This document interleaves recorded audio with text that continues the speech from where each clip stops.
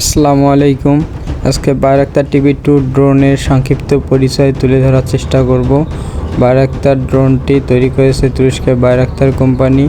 এটি 300 litre gasoline নিয়ে সর্বোচ্চ 25,000 ফুট উচ্চতায় উঠতে পারে এবং এর অপারেশন অ্যালটিটিউড হচ্ছে 18,000 ফিট। এটি একটানা 27 ঘন্টা আকাশে উড়ে আক্রমণ চালাতে পারে 300 কিলোমিটার এলাকা জুড়ে। বায়রাক্তার ড্রোনটি খুব কার্যকরী একটি ড্রোন। ইতিমধ্যে এটি এর সফলতা দেখিয়েছে আজারবাইজান যুদ্ধে, নাগর্নো কারাবাখ যুদ্ধে।